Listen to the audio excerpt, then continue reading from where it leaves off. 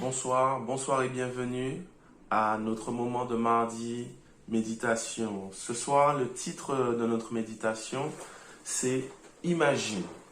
Pour tout vous dire, c'est une partie d'un message que j'ai prêché pour une occasion particulière et je suis persuadé que Dieu veut utiliser cette méditation pour toucher encore une personne ce soir. Le titre, c'est « Imagine », mais en fait, c'est la partie 1. Mardi prochain, Dieu voulant, nous aurons la deuxième partie de cette méditation. Notre texte ce soir se trouve dans Jean 14, à partir du verset 1er jusqu'au verset 3. Jean 14, 1er au verset 3. Je lis que votre cœur ne se trouble point. Croyez en Dieu et croyez en moi. Il y a plusieurs demeures dans la maison de mon Père.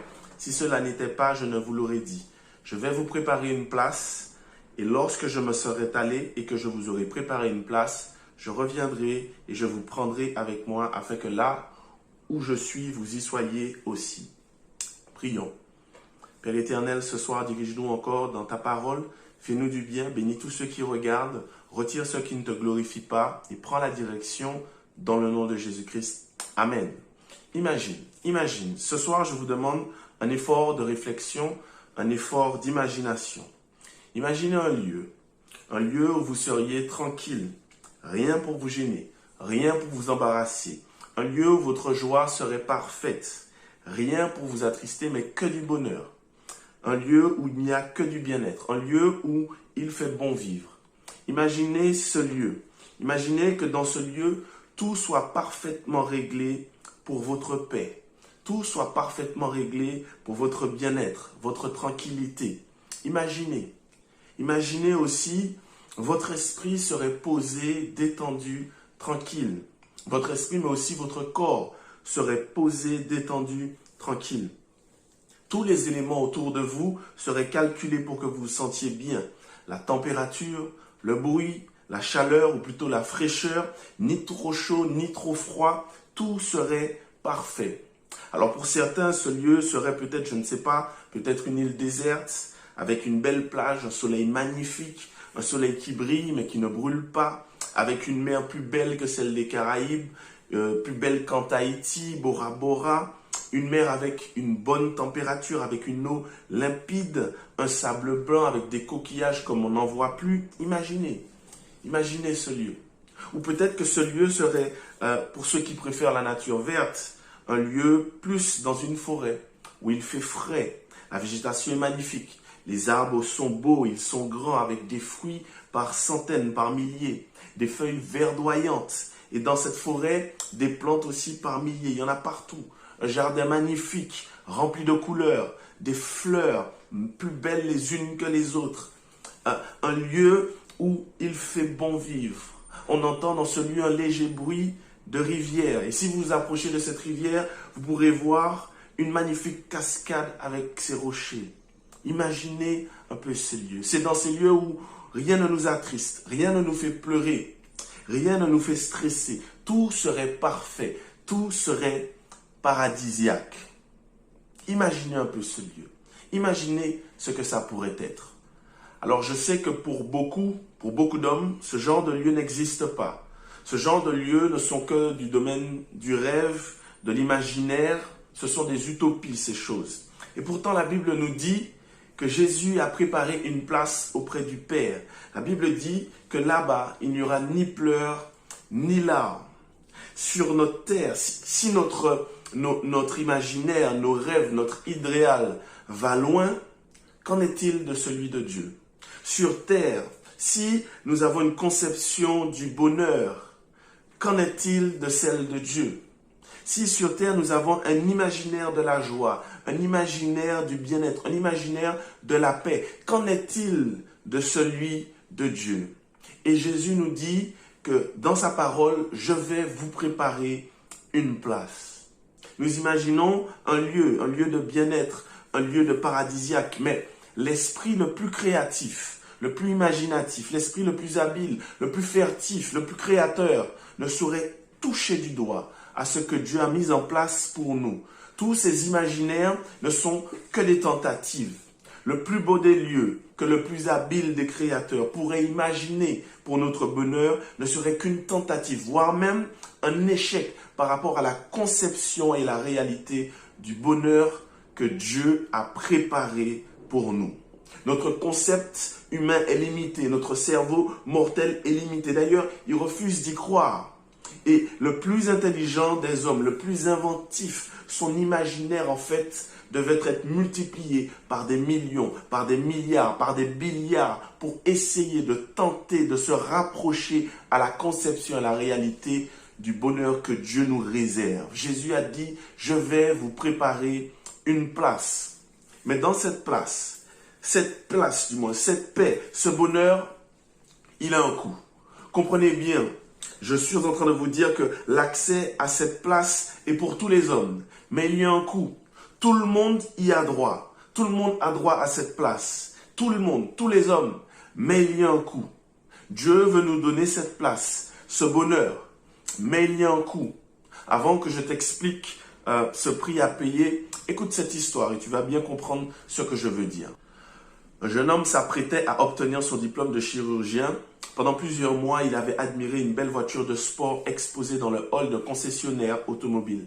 Sachant que son père pouvait aisément la lui offrir, il lui fit part de son choix de ce cadeau pour l'obtention de son diplôme. Comme le jour de la remise des diplômes approchait, le jeune homme s'attendait à voir des signes que son père lui avait acheté cette voiture de sport. Finalement, au grand matin du jour J, son père l'appela dans son bureau et lui dit combien il était fier d'avoir un fils aussi intelligent et formidable, mais aussi combien il l'aimait. Et le père tendit un emballage cadeau.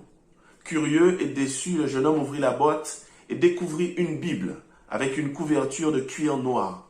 Très furieux, le jeune homme éleva la voix et dit à son père, « Avec tout ton argent, tu ne m'offres qu'une Bible. » Claquant la porte, il sortit de la maison, laissant derrière lui la Sainte Bible.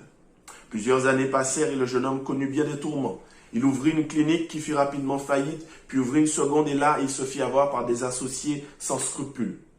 Écœuré, découragé, il se disait « Si j'avais pu avoir le conseil de mon père, jamais je ne serais mis dans une telle situation. » Tous ses biens furent vendus aux enchères, il lui restait malgré cela plusieurs millions de dettes à rembourser. Sa famille finit par le quitter et il devint misérable, un misérable clochard. Puis un jour, il se souvint de son père qui était devenu vieux et il se dit qu'il devait aller le voir. Ne l'ayant pas revu depuis plusieurs jours, depuis des années, depuis le jour où il avait obtenu son diplôme. Mais juste avant de partir, il reçut un télégramme qui lui disait que son vieux père venait de mourir et qu'il avait cédé tous ses biens à son fils. Il devait donc partir immédiatement pour s'occuper de son héritage. Quand il arriva dans la maison de son père, son cœur fut rempli de tristesse et de regret. Se mettant à fouiller dans les dossiers importants, il tomba sur cette Bible, à l'endroit même où il l'avait laissée il y avait plusieurs années. Alors il éclata en sanglots, ouvrit la Bible et se mit à tourner quelques pages. Et comme alors qu'il lisait, une clé de voiture tomba dans une enveloppe qui était collée au dos de la Bible. La clé avait une étiquette avec le nom du concessionnaire, le même qui vendait la belle voiture de sport et qu'il avait tant désiré voir. Sur l'étiquette figurait la date du jour de la remise de diplôme et ces mots que voici. Tout a été payé. Triste histoire. Un père qui avait tout préparé. Il avait acheté le meilleur pour son fils. Il avait déjà tout payé. Il fallait simplement que son fils accepte son cadeau. Pour les hommes, c'est pareil. Dieu le Père a tout préparé. Il a préparé notre bonheur. Il a mis tout pour que notre joie soit parfaite, notre éternité soit parfaite. En fait, Jésus lui-même a payé le coût, ce fameux coût. Jésus a payé le coût en mourant sur la croix à notre place.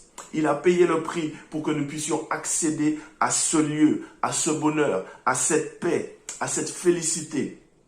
Il l'a préparé. Mais comme dans notre histoire, il faut accepter ce cadeau. Regardez bien ce que Jésus va dire, le début du verset 14. Il dit, croyez en Dieu et croyez en moi.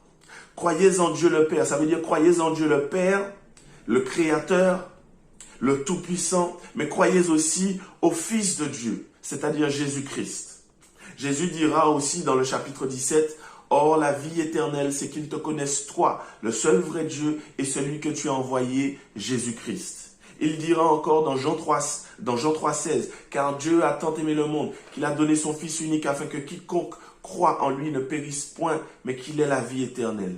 Si Jésus a payé le prix, nous ici-bas, il nous faut l'accepter, il nous faut croire. Il faut croire en Dieu, croire au sacrifice de Jésus-Christ. Et par-dessus tout, avant de croire, il faut se repentir. Se repentir car en vérité, tous les hommes sont pécheurs, malgré leur qualité, malgré leur bonté, malgré leur gentillesse, malgré les dons qu'ils font aux associations caritatives, malgré le fait que, comme certains aiment dire, moi pas qu'à faire le mal en les personnes. Malgré ça, tous les hommes sont pécheurs. En vérité, Romains 3, 23 nous dit, car tous ont péché et sont privés de la gloire de Dieu. Tous les hommes ont péché. Il n'y en a pas un qui puisse dire, je n'ai rien fait. Le seul qui n'a rien fait, il s'est sacrifié à la croix pour toi et pour moi, pour que nous puissions avoir accès à cette place, à ce lieu qu'on peut à peine imaginer. Il y a un coût, mais il faut l'accepter. Jésus a payé ce coût, mais il faut l'accepter. Il faut le croire. Le péché amène à la mort éternelle, à l'enfer. Mais Jésus-Christ amène à la vie, à ce lieu de bonheur, ce lieu de félicité. Il faut croire, oser croire. Cette place, ce lieu n'est accessible que si l'on croit. Il faut croire. Et comme je le dis assez souvent, croire, ce n'est pas croire seulement. Croire, c'est premièrement se repentir de nos péchés. Croire, c'est deuxièmement accepter le sacrifice de Jésus. Et croire, c'est troisièmement obéir à la parole.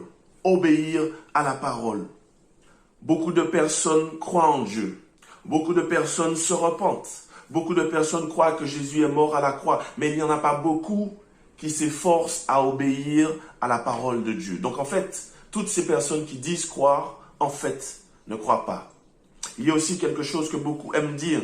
Je suis croyant, je sais que Dieu existe, mais je ne suis pas pratiquant.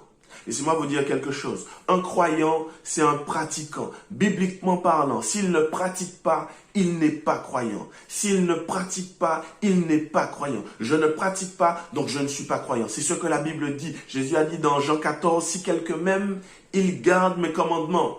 Ça veut dire que celui qui ne m'aime pas ne garde pas mes commandements, n'écoute pas ma parole, n'obéit pas à ma parole. Si j'aime Dieu, si j'aime Jésus, je garde ses commandements, j'obéis à sa parole. Il faut croire. Croire, c'est se repentir, accepter le sacrifice de Jésus et obéir. Et là, la place, le bonheur vous sera donné. Tout a déjà été payé. Il faut croire et obéir. Ce monde, cette société fait tout pour que l'homme ne croit pas. Elle retire Dieu des institutions, des enseignements. Elle retire Dieu partout et la société se dit laïque. Tout cela pousse l'homme à ne pas croire, à ne pas obéir à la parole. Et en vérité, on pense à Dieu uniquement lorsqu'on a des problèmes. Non. Dieu veut être plus que celui à qui tu penses quand tu as des soucis, quand tu as des problèmes. Il a préparé une place, il a préparé un lieu de félicité. Mais il faut le croire. Je termine en te disant d'imaginer. Essaye d'imaginer où est-ce que tu seras après ta mort. Où est-ce que tu seras après ta mort? Prions. Père éternel, je te bénis et je te remercie pour cette opportunité que tu nous donnes de partager ta parole, ton évangile. Ce soir, je suis persuadé que tu parles, que tu as touché. Parce qu'en vérité, nous ne pouvons pas simplement naître sur une terre et mourir.